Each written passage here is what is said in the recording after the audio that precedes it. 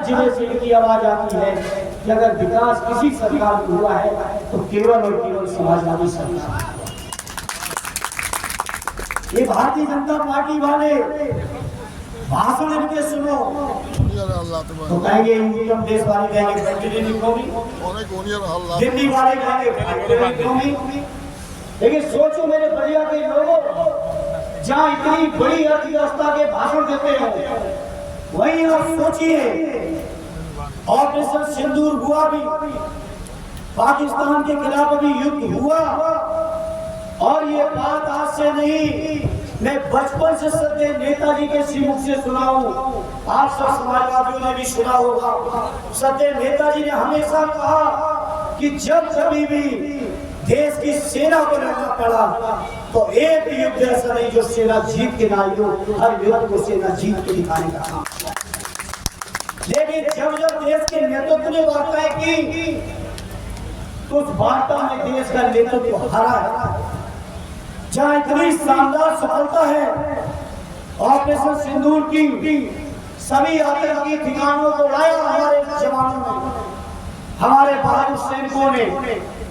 वहीं आप सोचिए, हमने वार्ता में तो झुकते देखा है, लेकिन वहां मोदी जी 56 इंच वालों, अमेरिका लगातार कह रहा है कि हमने सीज फायर करवाया, और देश की सरकार एक बार भी जवाब नहीं दे पाई। ये सोचो साथियों, सोचो साथियों, देश के नेतृत्व झुक गया अमेरिका के सामने, और झुकने के बाद भी कितना बड़ा व्यापारिक नुकसान हुआ है, कितने हमारे ऑर्डर कैंसिल हुए हैं।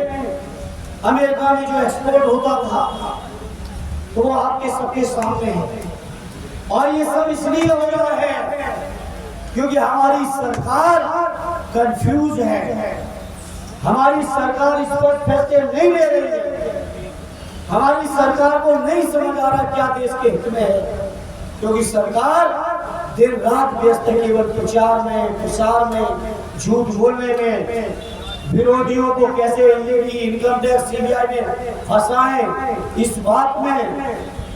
और जो देश के वर्तमान जो विद्यमान कानून हैं, इनको महसूस हुआ कि शायद इन कानूनों से तानाशाही न ला पाए, तो अभी जो संविधान का 130वां संशोधन जो देश की संसद में पेश हुआ है, वो संशोधन आप सोचिए, बाबा साहब भीमराव अम्बेडकर जी का संविधान, उस संविधान के बाद जितने हमारे संविधान, जो हमारी संवैधानिक बेंचें बैठी सर्वोच्च न्यायालय की, हर फैसले में, हर बात में एक बात कही गई है कि देश के सबको समान हक है, न्याय सबको मिलना चाहिए, न्याय सबके साथ बराबर है। लेकिन भारतीय जनता पार्टी के लोग विपक्षी दलों को कैसे दबाएं? तो उसके लिए क्या कानून ले आए कि किसी भी मंत्री, मुख्यमंत्री को 30 दिन के लिए जेल में डाल दो, उसको इस्तीफा देना पड़ेगा, नहीं देगा तो ऑटोमेटिक इस्तीफा माना जाएगा। ये संविधान संशोधन है, और ये संविधान संशोधन कोई भ्रष्टाचार को रोकने के लिए नहीं हो रहा है। भ्रष्टाचार को रोकने के लिए बहुत सारे कानून पहले से बने हुए हैं। ये केवल और केवल इसलिए लाया जा रहा है कि कैसे विपक्षी दलों की सरकारों के मुखियाओं को, मंत्रियों को जेलों में डाल के उनके पद से छीन के उनकी सरकारों को गिराया जाए। इन्हें भाई बलिया के लोगों आपके बीच में, ये भारतीय जनता पार्टी के लोग भ्रष्टाचार से नहीं लड़ रहे। अगर ये लड़ रहे होते तो बताओ, आप सब बलिया वाले साथियों जानते हो, थानों में, तहसीलों में, कलेक्ट्रेट में, डीएम दफ्तर में, कप्तान दफ्तर में, सीडीओ दफ्तर में, स्वास्थ्य विभाग में, पंचायत विभाग में, बताओ उत्तर प्रदेश में पहले कभी ऐसा भ्रष्टाचार होगा? इतना जाकर वहाँ वोट प्रचार किया था, कितना असर पड़ेगा बिहार के लोगों को? पूरा असर पड़ेगा। बिहार, उत्तर प्रदेश, जहाँ हम लोग सीमावर्ती प्रांत हैं, वही हमारी संस्कृतियाँ, हमारे रिश्ते नाते सब एक दूसरे से मिले हुए हैं।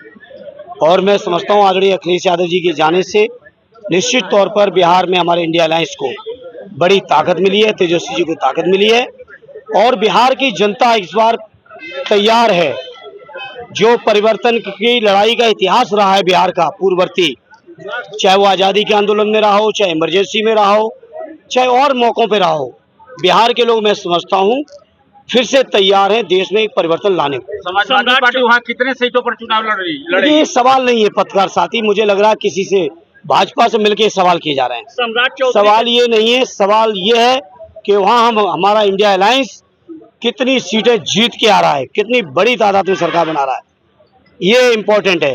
ये जो वोट चोरी हो रही है देश में उसकी शुरुआत बिहार के लोगों के बीच की गई है, तो बिहार की जनता भारतीय जनता पार्टी को, चुनाव आयोग को, बेईमानी को, वोट चोरी को जवाब देगी चुनाव के परिणाम से। सम्राट चौधरी ने जिस तरह अखिलेश यादव पे कटाक्ष किया कि जब अखिलेश यादव की सरकार थी तो वहाँ 3 मुख्यमंत्री हुआ करते थे, क्या कहना उससे? देखिए वो छोड़े इन बातों को, वो इस तरह की बातों को छोड़े, वो अपना देखे किस नंबर के हैं।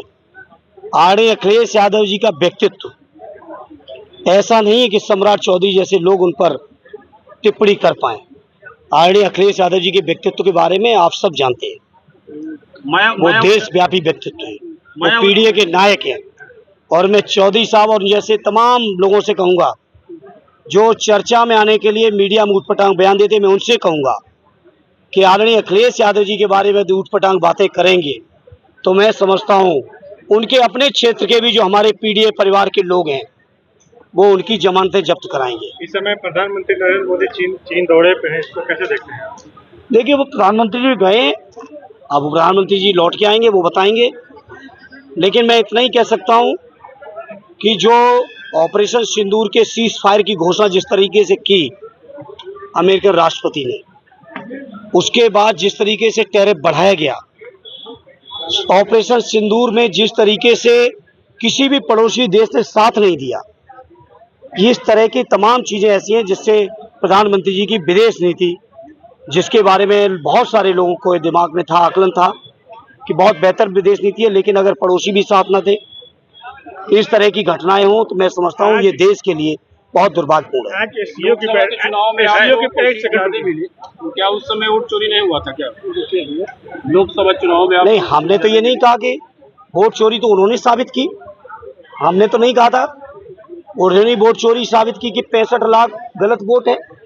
अगर वो 65 लाख वोट गलत है, अभी मैं बिहार पे आ रहा हूँ क्योंकि एसआईआर शुरुआत बिहार से हुई है, चुनाव भी बिहार में होना है। आप जानते हैं बलिया के लोगों कि बिहार में मानसून में आधे से ज्यादा बिहार बाढ़ में डूबा रहता है। ऐसे समय में ऐसे डॉक्यूमेंट मांगना जो मैं समझता हूँ शायद चुनाव आयुक्त खुद भी ना दे पाए, आम मतदाता की तो बात छोड़िए, इस तरह के डॉक्यूमेंट मांगना ये वोट चोरी का षड्यंत्र है। और मैं ऑन एयर मीडिया के साथियों आपको कहूंगा, भारतीय जनता पार्टी का ये आखिरी षड्यंत्र है। वोट लिस्ट में बेईमानी करना, बेईमानी के सिस्टम से मिसयूज करना, ये आखिरी षड्यंत्र है।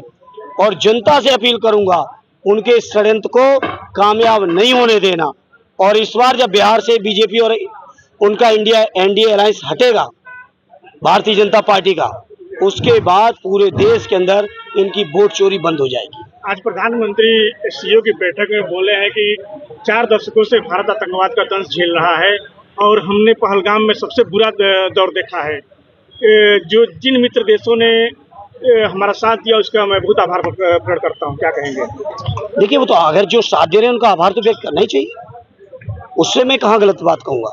लेकिन हाँ, इस बात को हम लोग समाजवादी लोग लगातार कहें कि बेहतर विदेश नीति वो है कि पड़ोसी देशों से मैत्रीपूर्ण संबंध रहें, ये बेहतर विदेश नीति है।